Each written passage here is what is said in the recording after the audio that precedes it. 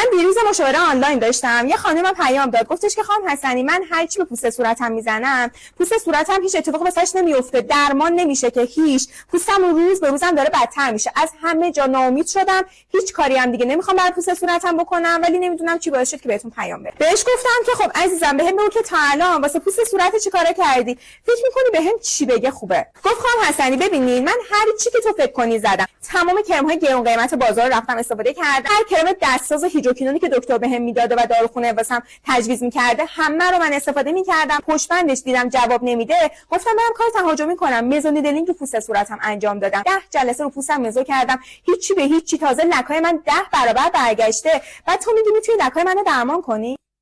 یه نفس عمیق کشیدم، بهش گفتم که عزیز دل من، تو زدی سد دفاعی پوست صورتت رو نابود کردی. همین که پوست صورتت کلش پر جوش نشده، همین که الان روی پوست صورتت فقط یه لایه گوشت نمونده، بعد بری خدا رو شکر بکنی و روی پوستی که سد دفاعیش آسیب دیده میره کار تهاجمی انجام میدی. فاتحه اون پوست دیگه باید خونده بشه. آخر مشاورمون قول گرفتیم ازش که تا 6 الی 8 ماه آینده به درمان لکای پوست صورتش دیگه نباید فکر بکنه و فقط بعد فعلا به فکر این باشیم که آسیب‌هایی که پوست زده رو ترمیم بکنه و پوست صورتش رو مجدد احیا و بازسازی بکنه. طرف صحبتم با تویی که خیلی کار با پوست صورتت کردی اما همچنان جوش، لک و منافذ باز پوست صورتت درمان نشده و همون جایی که بودن همچنان خیلی مقاوم هستن. اگر که میخوای بدونی درمان اینها بعد به چه صورت اتفاق بیفته و بعد چیکار بکنی، فقط کافی همین الان عدد 10 واسه من کامنت بکنی تا کامل خودم راهنماییت کنم.